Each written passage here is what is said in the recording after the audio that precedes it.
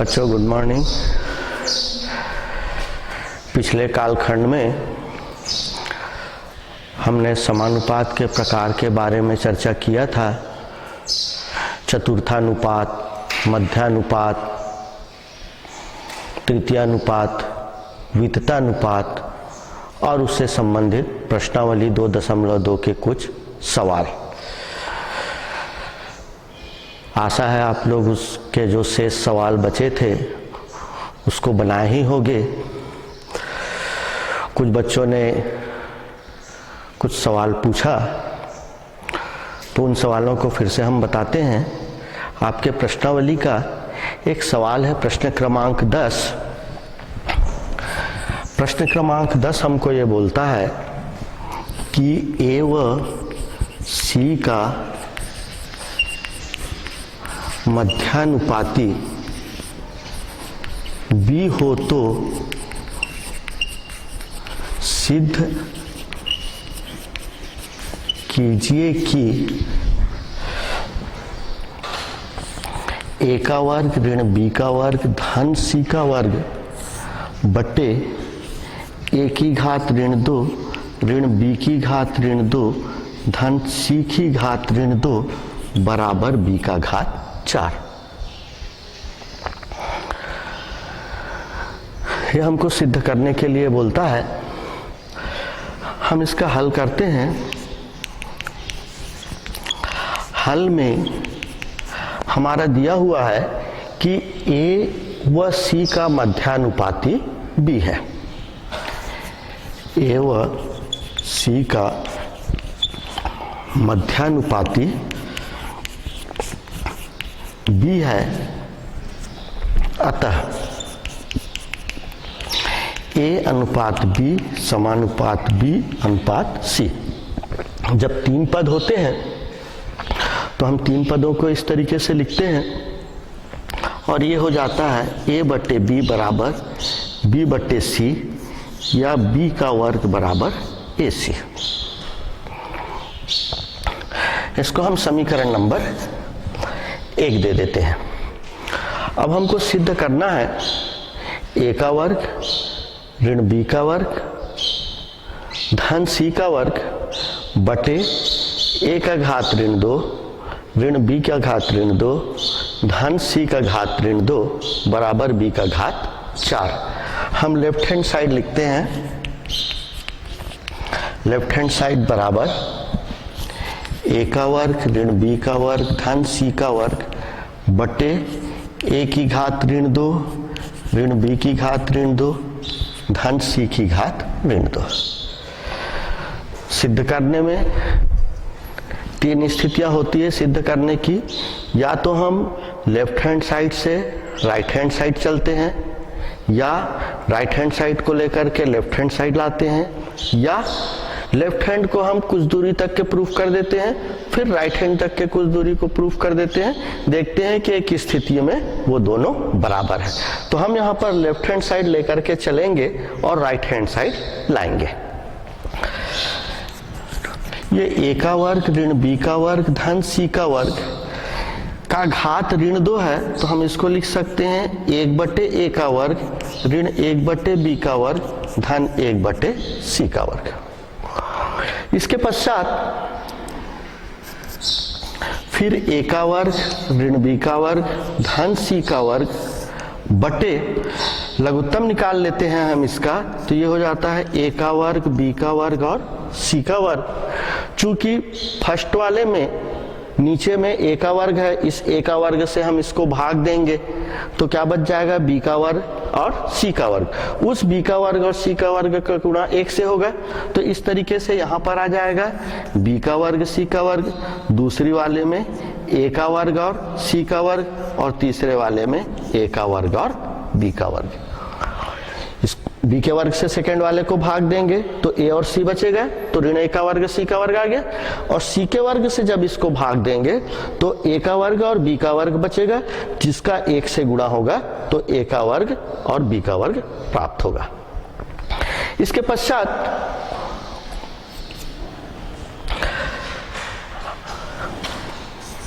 ए का वर्ग ऋण बी का वर्ग धन सी का वर्ग, इसको हम उसी तरीके से लिख दिए।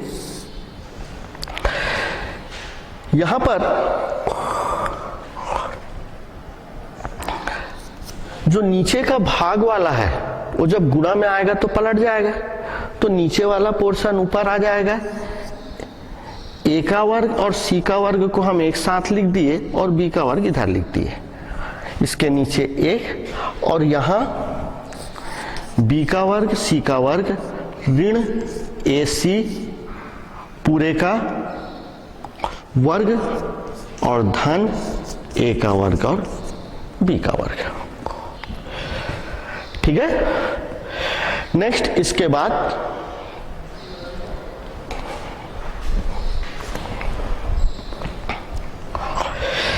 इधर का मिटा दे रहे हैं।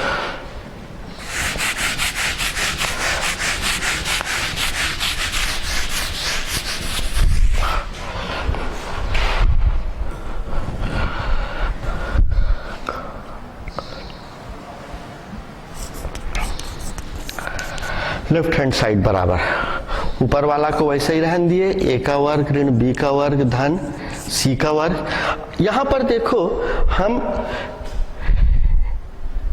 ए का वर्ग सी का वर्ग और बी का वर्ग, और आपने अपने कॉपी में लिखा हुआ है, क्योंकि जो ब्लैक बोर्ड में लिखा था वो मिट चुका है, और जिसको आप लोगों ने अपने कॉपी में नोट भी कर लिया है, उस कॉपी में देखिए कि समीकरण नंबर 1 में बी का वर्ग बराबर ए सी लिखा हुआ है।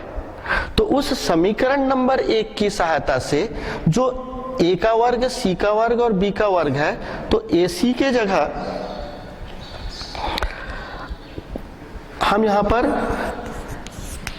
बी का वर्ग और पूरे का वर्ग और ये बी का वर्ग लिख सकते हैं, और नीचे ठीक उसी तरीके से बी का वर्ग सी का वर्ग ऋण ए सी के जगह में बी का वर्ग लिख दिए, और ये ए का वर्ग और बी का वर्ग साइड में हम लिखे समीकरण 1 से। आप लोगों ने अपने कॉपी में देख ही लिया होगा, हम कॉपी में जो लिखा हुआ है वह है बी का वर्ग बराबर ए सी समीकरण नंबर 1। तो जब हम ए का वर्ग और सी का वर्ग करेंगे, इसका वर्ग करेंगे, तो ये भी वर्ग हो जाएगा। तो वही चीज हम उसको ए का वर्ग सी के वर्ग की जगह बी का वर्ग लिखे हैं और उस पूरे का वर्ग। ए का वर्ग ऋण बी का वर्ग धन सी का वर्ग बटे बी की घात 4 और ये बी का वर्ग। अब यहां पर देखिए, यहां भी बी का वर्ग है, इस पास भी बी का वर्ग है, और तीसरे नंबर में भी बी का वर्ग है। उस बी के वर्ग को हम कॉमन निकाल लेते हैं, तो यहां बच जाता है हमारा सी का वर्ग ऋण बी का वर्ग धन ए का वर्ग, और एक बी का वर्ग कॉमन निकल गया। यहां से ये बी का वर्ग, इसमें से एक बी का वर्ग, और आखिरी वाले में से एक बी का वर्ग। उन कॉमन जो निकल गए, अंश और हर में से बी का वर्ग आपस में कट गए। अब हमारे पास बचा, देखो एक चीज आपको यहां पर दिख रहा होगा कि पहले अंश में ए का वर्ग है और दूसरे वाले हर में शुरू में सी का वर्ग है। ऐसे देखने से दोनों पद हमको अलग अलग नजर आते हैं, लेकिन हम इसको थोड़ा सा व्यवस्थित करना चाहें तो ए का वर्ग ऋण बी का वर्ग धन सी का वर्ग बटे, अब यहां पर देखिए ए का वर्ग भी धनात्मक है हर में, तो उस धनात्मक वाले को पहले लिख दिए, फिर बी का वर्ग और फिर सी का वर्ग भी धनात्मक है। यहां ऊपर बी की घात 4 बाकी है। अब आप देख रहे होंगे कि अंश और हर के दोनों समान दिखाई दे रहे हैं। इन दोनों को फिर से हम आपस में कैंसिल कर सकते हैं, और इस तरीके से हम देखते हैं कि इस लेफ्ट हैंड साइड में हमारा b का घात 4 बट्टे 1 या b का घात 4 जो राइट हैंड साइड में हमको प्रूफ करना था, यही राइट हैंड साइड में हमको प्रूफ करना था b की घात 4।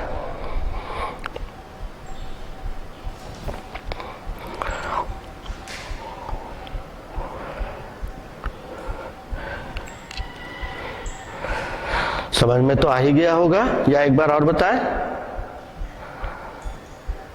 और एक बार, चलिए एक बार और देख लेते हैं हम इसी को।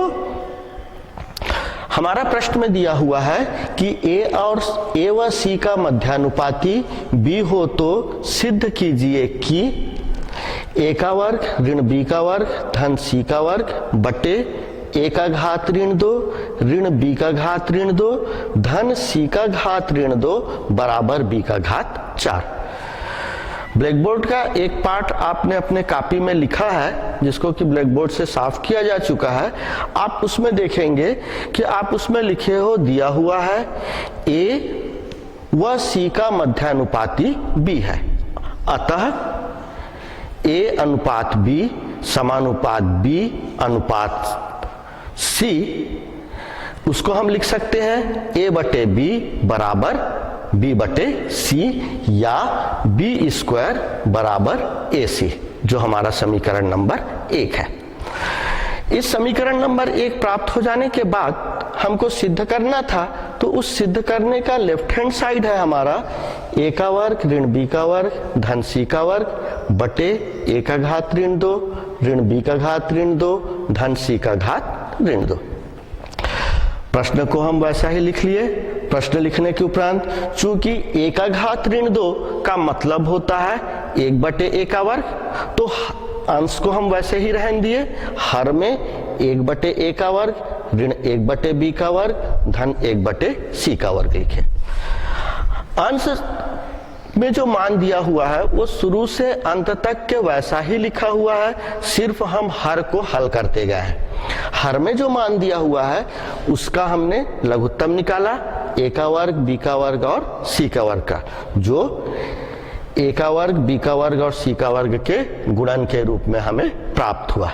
अब लघुत्तम निकालने के बाद जब हम उसको हल करते हैं तो जो हमारा लघुत्तम समापवर्त प्राप्त हुआ है उससे पहले वाले का हर से भाग देते हैं। तो ए का वर्ग बी का वर्ग सी का वर्ग को जब हम ए के वर्ग से भाग देंगे तो हमारे पास शेष क्या बचेगा, बी का वर्ग और सी का वर्ग। उस बी के वर्ग सी के वर्ग का गुणा 1 से होगा।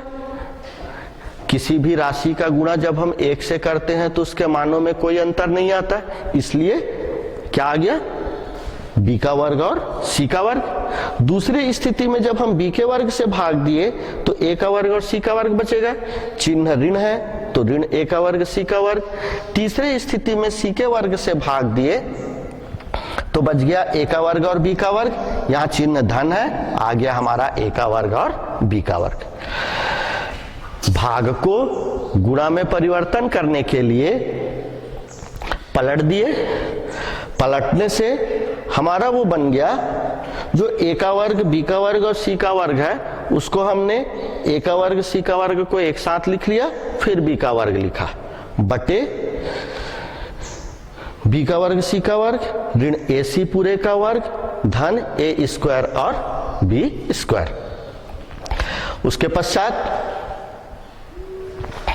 समीकरण 1 से, समीकरण 1 में हमको ए सी बराबर बी का वर्ग मिला था, तो यह जो ए का वर्ग सी का वर्ग है, ए सी के जगह हम बी का वर्ग लिखेंगे तो पूरे का वर्ग हो जाएगा, तो उसके जगह हमने उस बी का वर्ग और उसके पूरे का वर्ग लिख दिया। एक बी का वर्ग पहले से ही है, नीचे में ए सी के जगह में बी का वर्ग लिखा, बाकी उसी तरीके से लिखा हुआ है। तीनों में, हर में तीनों में बी का वर्ग है तो उस बी के वर्ग को उभयनिष्ठ निकाल लिए, कॉमन निकाल लिए। तो जब बी का वर्ग कॉमन निकाले तो यहां बच गया सी का वर्ग, यहाँ बी का घात 4 है, बी का घात 2 बाहर निकल गया तो बी का घात 2 बचा, और यहाँ ए का वर्ग, ए का वर्ग। अब बी का वर्ग और बी का वर्ग अंश और हर के दोनों कैंसिल हो गए, शेष जो बचे उसको थोड़ा सा व्यवस्थित कर लिए, क्योंकि अंश में ए का वर्ग ऋण बी का वर्ग धन सी का वर्ग है और हर में सी का वर्ग ऋण बी का वर्ग धन ए का वर्ग है। तो ए का वर्ग को पहले लिख लिए, फिर ऋण बी का वर्ग, फिर धन सी का वर्ग, तो अंश और हर हमारे समान दिखने लगे। अंश और हर को हम कैंसिल कर दिए तो बच गया बी का घात 4, और यही हमको बी का घात 4 जो कि राइट हैंड साइड में है हमारे प्रश्न में, यही हमको प्रूफ करना था। ठीक है, चलिए आगे देखते हैं। इसके बाद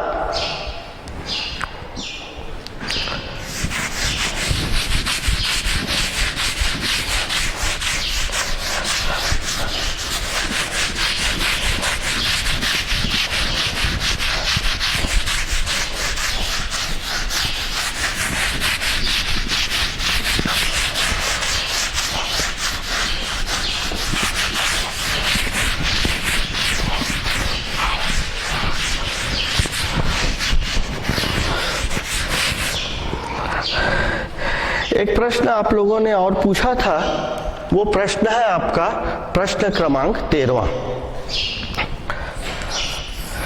प्रश्न क्रमांक 13 ये बोलता है कि ऐसी दो संख्याएं ज्ञात कीजिए जिनका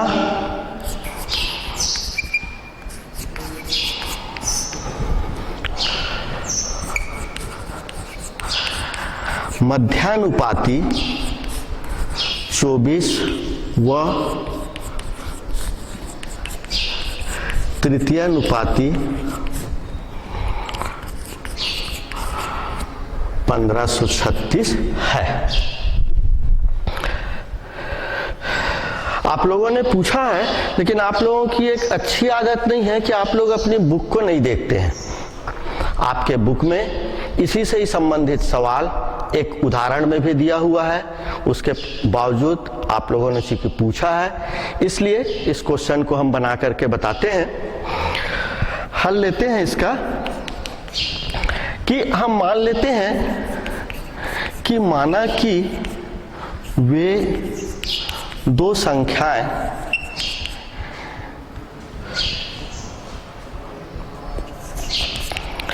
ए व बी है। प्रश्नानुसार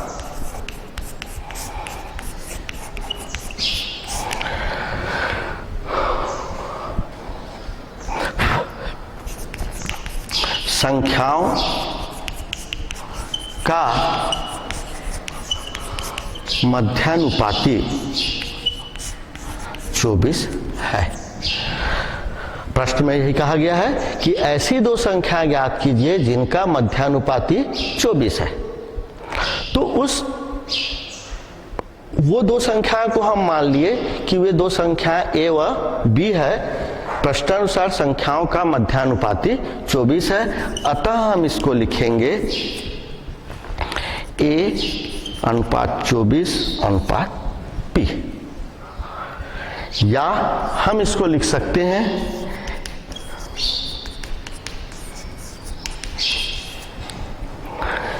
या हम इसको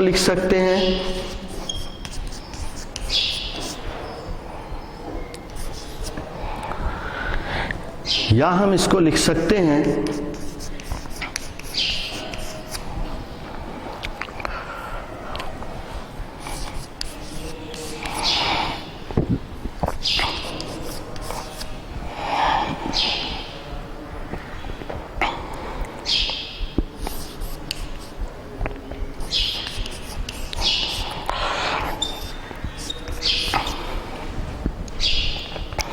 ए बटे 24 बराबर 24 बटे बी। तिर्यक गुणा कर दिए तो ए बी बराबर 24 गुणित 24 और ए बी बराबर 24 गुणित 24 होता है 576। तो ए बराबर हो गया 576 बटे बी। ये हो गया हमारा समीकरण नंबर 1।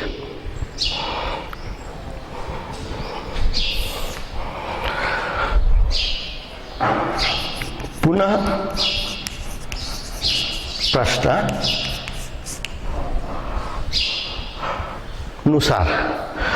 प्रश्नानुसार ये बोलता है कि जिनका तृतीयानुपाती 1536 है। प्रश्नानुसार संख्याओं का तृतीयानुपाती 1536 है, अतः हम इसको लिखेंगे ए अनुपात बी अनुपात 1536।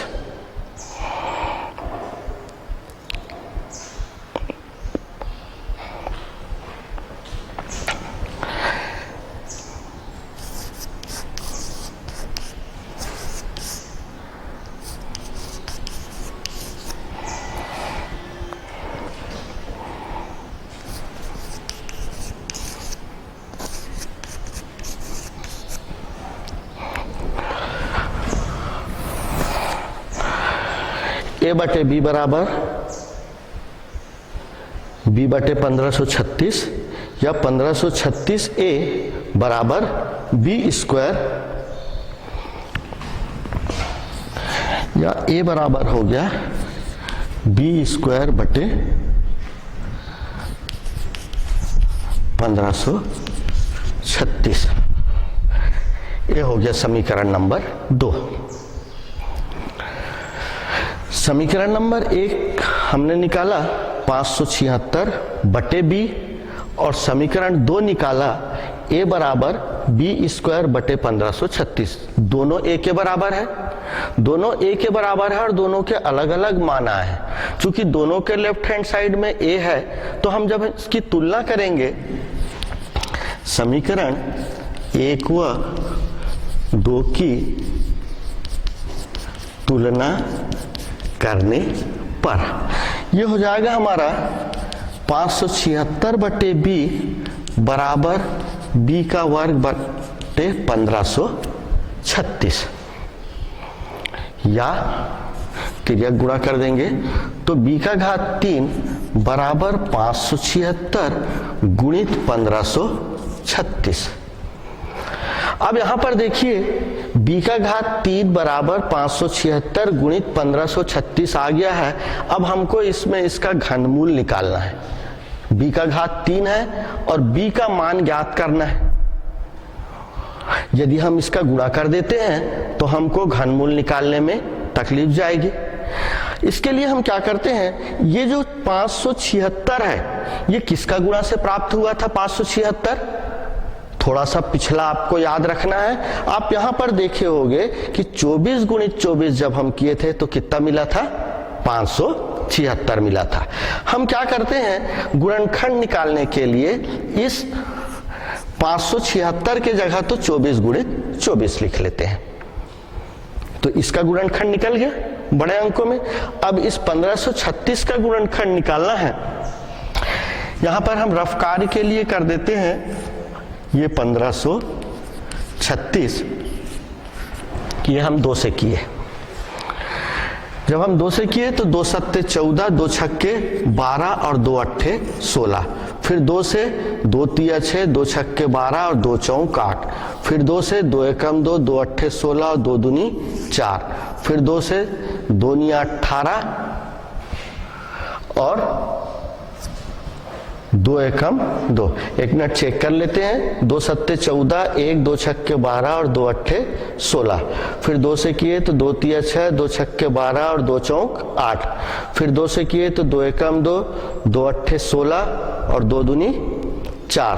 फिर 2 से किए तो 2 नी 18 और 2 एकम 2। अब ये क्या से जाएगा, 7 से जाएगा। 7 एकम 7 और 7 तिया 21, 1391। सवाल कुछ गड़बड़ लग रहा है जी। सवाल को देखिए तो हमने सवाल सही नोट किया है कि नहीं। प्रश्न में 1536 ही है या कुछ दूसरा है?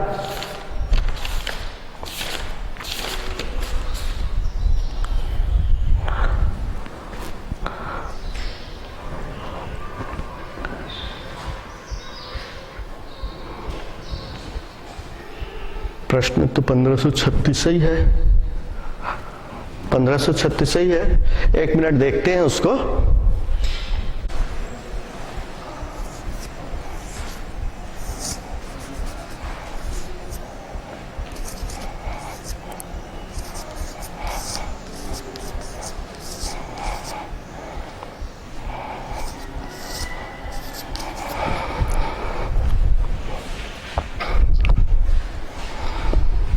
एक स्टेप गलत हो गया था।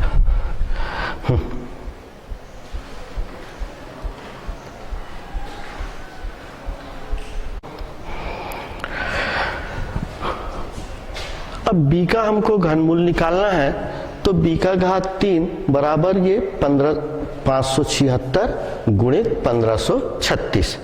576 हमको इस तरफ 24 गुणित 24 करने पे 576 प्राप्त हुआ था, तो इस 576 के जगह हमने 24 गुणित 24 लिख दिया।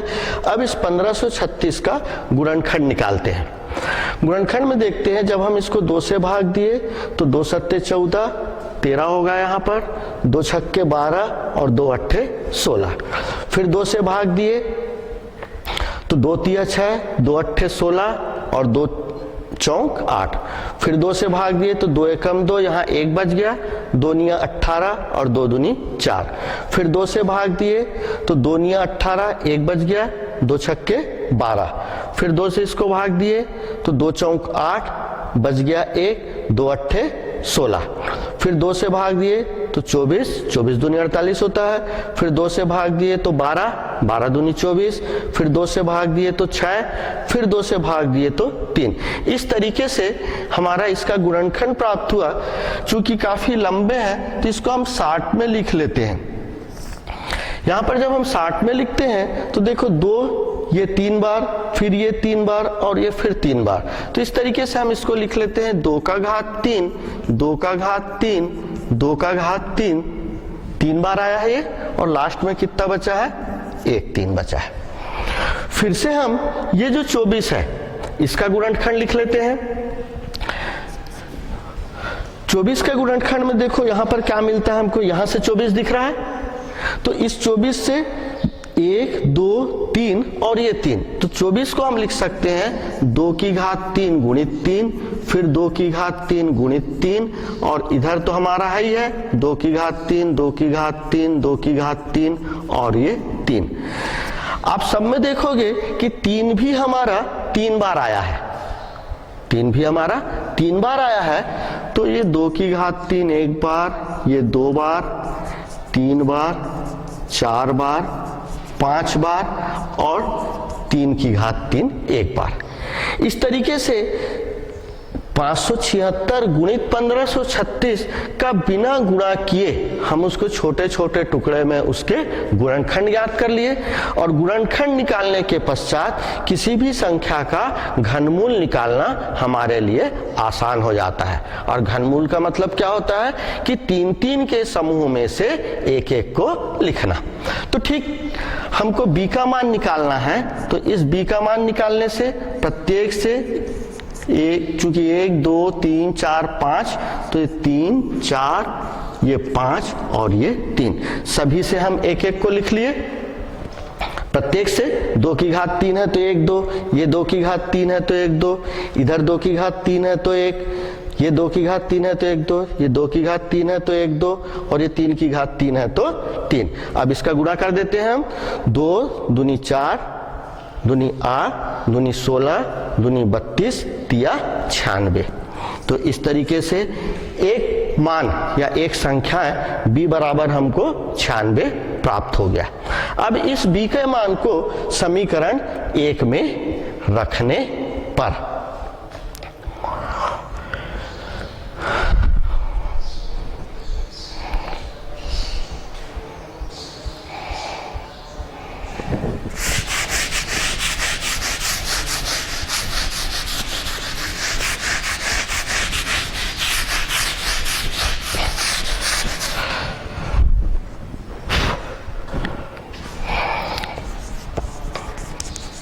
b का मान समीकरण 1 में रखने पर a बराबर 576 बटे b या 576 गुणित 96। यहां पर अब इस 576 को 96 से भाग देना है। हमसे भाग देने में गलती हो जाती है, तो उसके लिए हमको क्या करना चाहिए कि 576 का तो हमको मालूम ही है 24 गुणित 24 लिखे थे, और वो जो 96 हमको प्राप्त हुआ था यहां से 32 तिया 96 करके प्राप्त हुआ था, तो इस 96 के जगह हम 32 गुणित 3 भी लिख सकते हैं। भाग नहीं दे करके हम उसका गुणनखंड निकाल लिए छोटे रूपों में, और छोटे रूपों में जब हम गुणनखंड निकाल देते हैं तो छोटी संख्या से भाग देने में हमको दिक्कत नहीं होती और हमसे यहाँ पर फिर गलती नहीं होती, और छोटा पहाड़ा आसानी से याद रहता है। ये 3 एकम 3 और 3 अट्ठे 24, फिर हम इसको काट दिए, 8 एकम 8 और 8 चौक 32, फिर इसको काट दिए, 4 एकम 4 और 4 छक्के 24। पूरे कैंसिल करने के पश्चात हमको क्या प्राप्त हो गया? 6। इस तरीके से हम बोल सकते हैं कि दो संख्याएं 6 व 96 होंगी और यही हमारा आंसर होगा। ठीक है, चलिए लिख लीजिए इसको।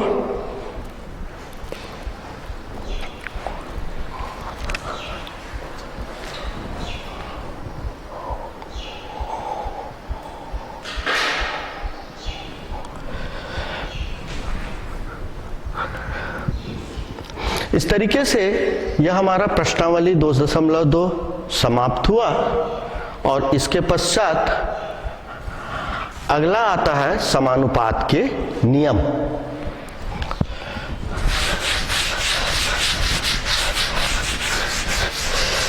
आज पढ़ोगे कि कल पढ़ोगे समानुपात के नियम को? कल? आप लोगों की बिल्कुल पढ़ने की इच्छा नहीं होती है ना? आपको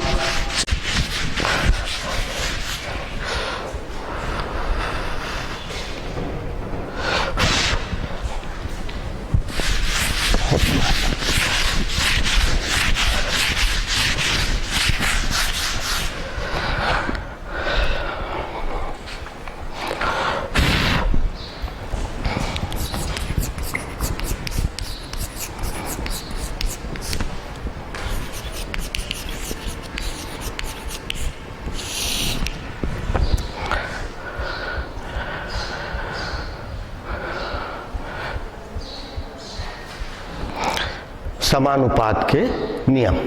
शुरुआत में हम आप लोगों को बताए थे कि जब दो अनुपातों की तुलना की जाती है तो उसे हम समानुपात कहते हैं और उस समानुपात में 4 पद होते हैं जिसे हम A अनुपात B समानुपात C अनुपात D इस तरीके से लिखते हैं। साथ में इसके बाद समानुपात के नियम में सबसे पहला नियम हमारा आता है एकांतरा अनुपात का नियम। एकांतरानुपात का नियम।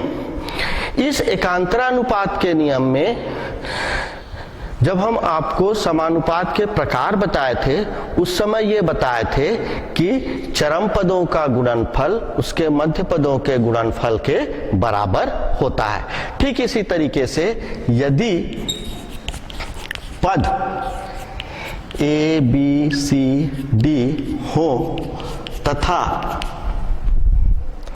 A अनुपात B समानुपात C अनुपात D हो तो हम इसको क्या लिख सकते हैं? A बटे B बराबर C बटे D। और जब हम इसका गुणा करते हैं तो ये हो जाता है AD बराबर BC। तिर्यक गुणा किए तो AD बराबर BC। अब हम इसको A बटे C बराबर B बटे D भी लिख सकते हैं। जिस तरीके से हम तिर्यक गुणा किए तो तिर्यक गुणा करने के पश्चात में आप देखिए कि इस B को C के जगह में लिख दिए और C को B के जगह में C लिख दिए।